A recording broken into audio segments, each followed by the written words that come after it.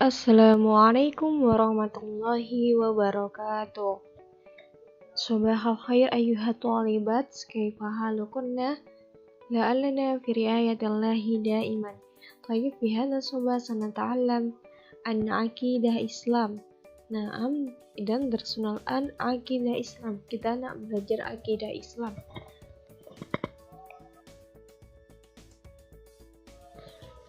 Lafaz syahadatain, seperti yang kita ketahui sebelumnya, bahwasanya rukun Islam itu yang pertama adalah dua kalimat syahadah atau syahadatain. Pernyataan yang sangat mendasar untuk akidah yang benar ialah dua kalimat syahadat atau syahadatain.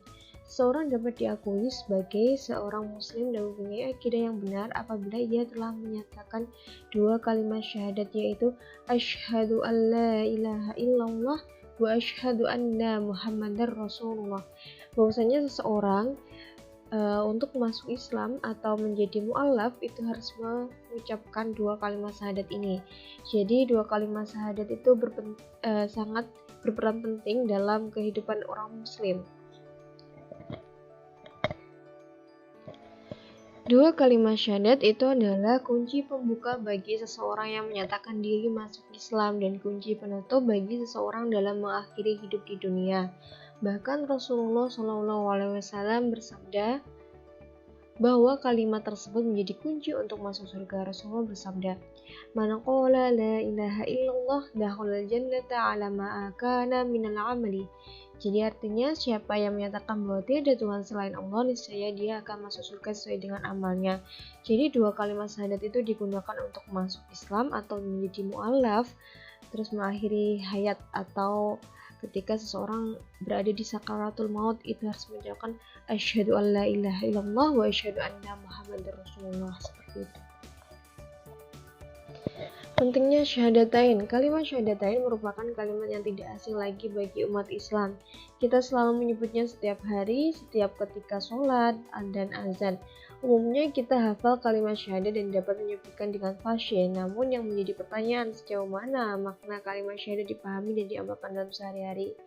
Jadi kalimat syahadat itu sudah menjadi kalimat yang sehari-hari kita pakai di waktu sholat ataupun azan, dan dimanapun dan kapanpun itu kalimat syahadat selalu kita gunakan. Tetapi apakah kita tahu arti dan makna dan bagaimana cara mengamalkannya, bagaimana cara mengamalkan kalimat tersebut?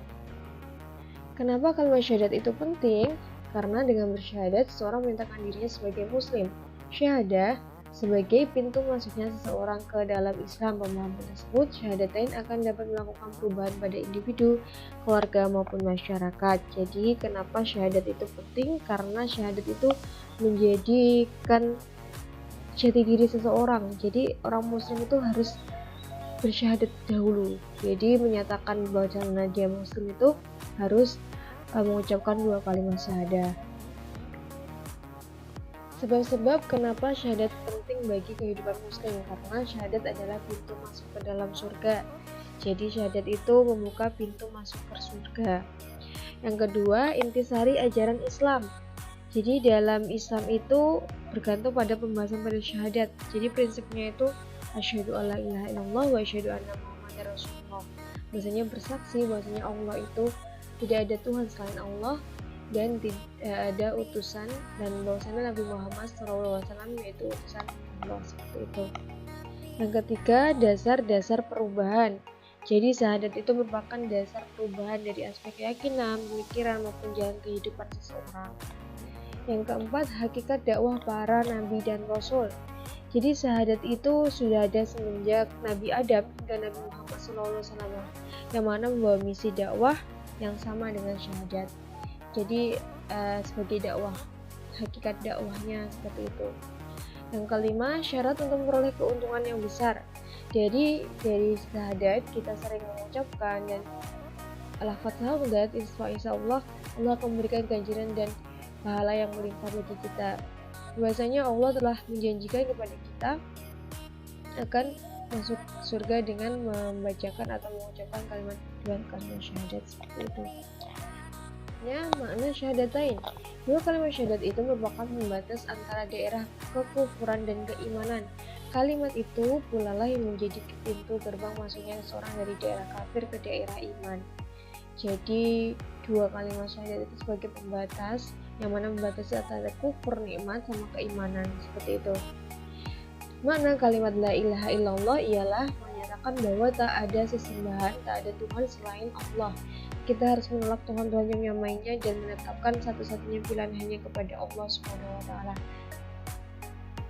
Jadi bahwasanya la ilaha illallah itu kalimat bahwasanya kita yakin bahwasanya Tuhan itu hanya Allah. Jadi tidak ada yang menandingi Allah. Jadi Allah itu maha perkasa, maha pemurah dan maha besar. Jadi tidak ada yang menandingi beliau. Adapun makna kalimat Muhammad Rasulullah adalah menyatakan bahwa kita harus mengikuti sunnah Muhammad SAW secara totalitas atau utuh, yakni dengan mengikuti segala yang dilakukannya dan meninggalkan segala yang dilarangnya, dan menjadikan beliau sebagai contoh dan teladan dalam segala aktivitas hidup kita. Jadi selain firman Allah, kita juga harus menaati sunnah Rasul yang mana didampingi dengan hadis Rasul itu. Jadi kita harus menghormati atau mengikuti ajaran atau sunnah Rasul itu. Selanjutnya syarat diterimanya syahadatain. Di sini ada 8 syarat. Yang pertama, ilmu yang menghilangkan kebodohan, yang mana ketika kita mengetahui syahadatain kita harus memahami apa sih arti dan ketentuan dalam syahadat itu. Terus yang kedua, yakin menghilangkan keraguan. Jadi dalam kita bersyahadat itu tidak boleh ada rasa ragu. Jadi kita harus yakin bahwasanya tiada Tuhan selain Allah dan Muhammad adalah utusan Allah. Yang ketiga, ikhlas yang menghilangkan kesyirikan. Jadi dalam mengucap syahadat kita tidak boleh merasa riya ataupun sombong. Jadi kita harus ikhlas atau rendah hati. Keempat, kebenaran yang menghilangkan kedustaan. Jadi dari syahadat itu membenarkan adanya suatu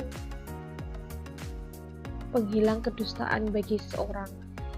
Jadi sikap sidik itu sangat di-require atau sangat dibutuhkan dalam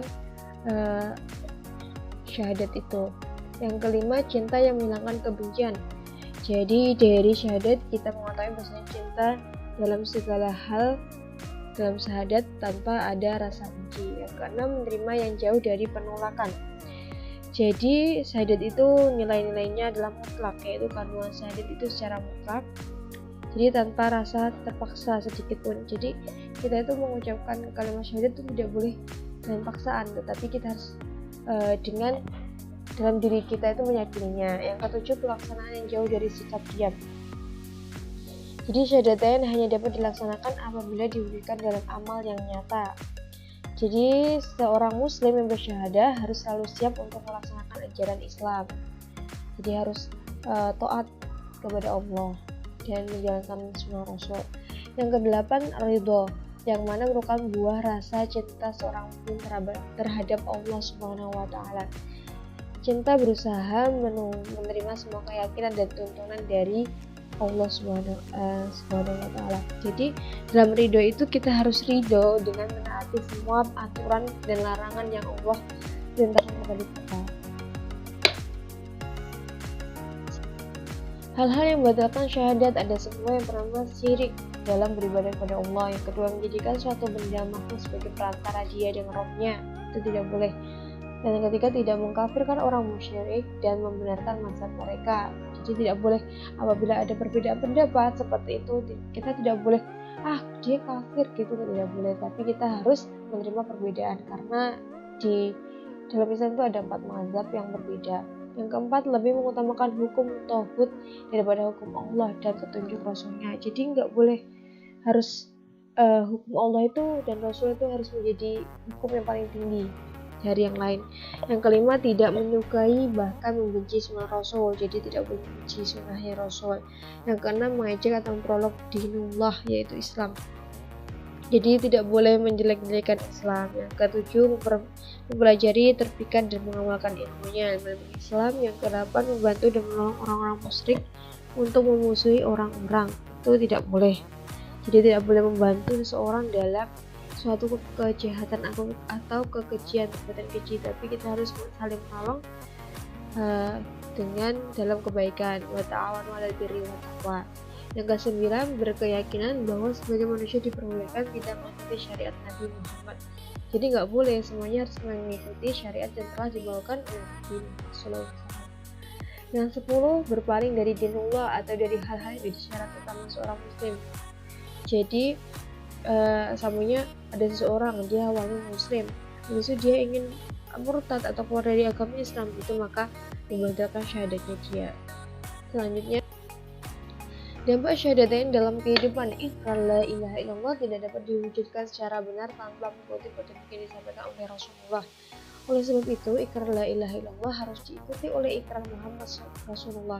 Dua ikrar itulah yang menjadi pintu gerbang seorang memasuki dinullah.